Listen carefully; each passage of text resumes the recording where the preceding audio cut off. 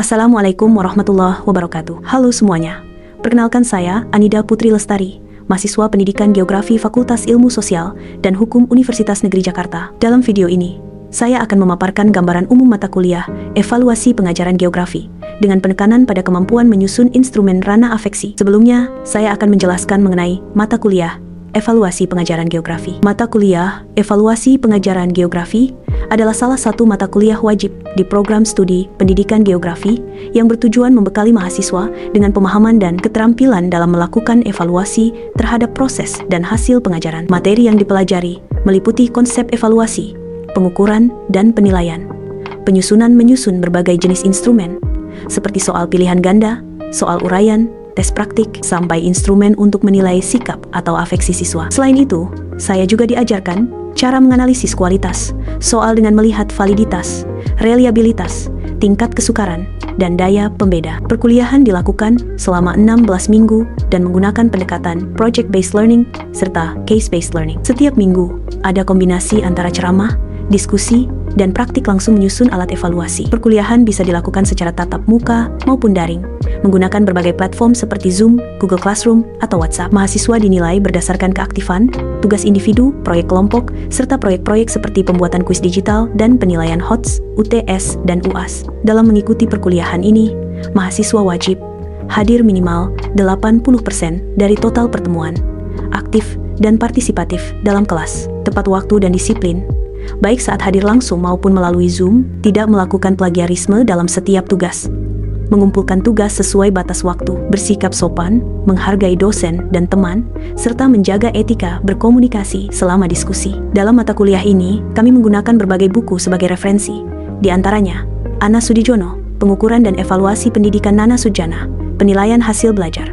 Gronlund, Menyusun Tes Hasil Belajar Edi Purwanto, Evaluasi Proses dan Hasil Pembelajaran. Kami juga memanfaatkan sumber belajar lain seperti jurnal, artikel ilmiah terkini yang mendukung praktik evaluasi modern. Selanjutnya, saya akan menjelaskan salah satu materi penting dalam mata kuliah Evaluasi Pembelajaran Geografi, yaitu mampu menyusun instrumen ranah afeksi dengan dua submateri utama, yaitu instrumen ranah afeksi dan scoring ranah afeksi. Sebelum masuk ke instrumen, kita perlu tahu dulu apa itu ranah afeksi.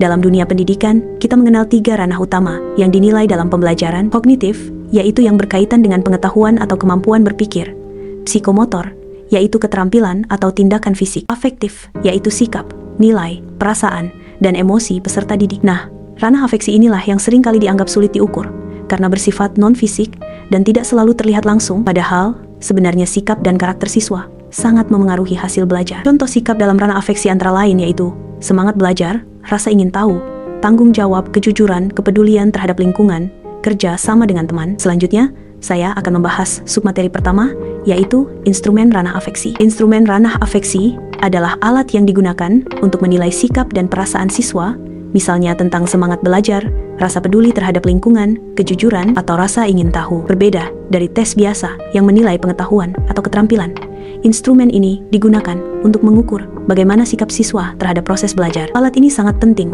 untuk membantu guru memahami apakah siswa memiliki sikap positif terhadap materi dan proses belajar. Ada beberapa bentuk instrumen yang umum digunakan. Skala sikap, skala Likert. Ini adalah yang paling populer. Kita menyusun pernyataan yang berkaitan dengan sikap siswa. Misalnya, saya merasa senang saat belajar geografi. Saya peduli terhadap masalah lingkungan di sekitar saya. Kemudian siswa memilih tingkat kesetujuan mereka, mulai dari sangat setuju, setuju, tidak setuju, sangat tidak setuju.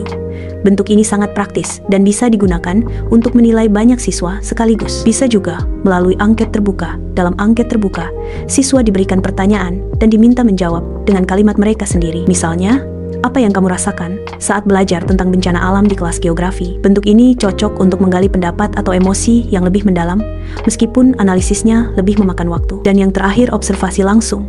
Guru menilai siswa berdasarkan perilaku nyata yang terlihat di kelas. Misalnya, apakah siswa aktif bertanya, bersikap sopan, atau mau bekerja sama dalam kelompok? Untuk observasi ini, guru bisa membuat lembar observasi sederhana dengan indikator sikap yang ingin dinilai. Dengan menggunakan instrumen-instrumen ini, guru tidak hanya menilai apa yang siswa tahu, tapi juga bagaimana perasaan dan sikap mereka terhadap apa yang dipelajari. Selanjutnya, untuk submateri kedua adalah scoring ranah afeksi. Scoring ranah afeksi merupakan tahap penting setelah instrumen selesai disusun. Tujuannya adalah untuk memberikan nilai terhadap sikap atau respon siswa secara terukur dan sistematis. Karena sikap itu sifatnya tidak terlihat secara langsung, seperti menjawab soal pilihan ganda, maka scoring afeksi harus dilakukan dengan pendekatan yang hati-hati dan jelas kriterianya. Untuk skala sikap, scoring biasanya menggunakan angka 1 sampai 4 tergantung pada tingkat kesetujuan. Contohnya, sangat setuju, Eka, 4, setuju Eka, tidak setuju Eka, 2, sangat tidak setuju Eka, 1. Nilai-nilai ini kemudian dijumlahkan untuk melihat kecenderungan sikap siswa. Semakin banyak item atau pernyataan yang disusun, maka skor yang dihasilkan akan semakin mewakili sikap siswa secara utuh. Namun jumlah yang terlalu banyak juga bisa membuat siswa kelelahan dan asal mengisi. Idealnya, 5-10 butir sikap sudah cukup untuk satu topik atau kompetensi. Untuk observasi, guru bisa menilai seberapa sering siswa menunjukkan perilaku tertentu. Misalnya, selalu, sering, kadang-kadang, tidak pernah. Dari situ, guru bisa mendapatkan gambaran apakah siswa konsisten menunjukkan sikap yang diharapkan. Hal penting dalam scoring adalah konsistensi dan kejelasan kriteria. Scoring tidak boleh asal atau berdasarkan perasaan pribadi. Maka dari itu, rubrik penilaian perlu disusun dengan jelas agar hasilnya objektif dan adil. Menyusun instrumen dan scoring ranah afeksi adalah bagian penting dari evaluasi pembelajaran. Guru tidak cukup hanya menilai nilai ujian, tetapi juga harus bisa melihat sikap, semangat, dan kepedulian siswa terhadap apa yang mereka pelajari. Melalui materi ini, saya belajar bahwa guru harus mampu menilai siswa secara menyeluruh, baik dari sisi kognitif, psikomotor, maupun afektif, karena pendidikan bukan hanya membentuk orang yang pintar, tetapi juga membentuk pribadi yang baik. Demikian penjelasan dari saya mengenai materi, yaitu mampu menyusun instrumen ranah afeksi, dan 2 submateri, yaitu instrumen ranah afeksi dan scoring ranah afeksi. Terima kasih atas perhatiannya, dan mohon maaf apabila terdapat kekurangan atau kesalahan. Wassalamualaikum warahmatullahi wabarakatuh.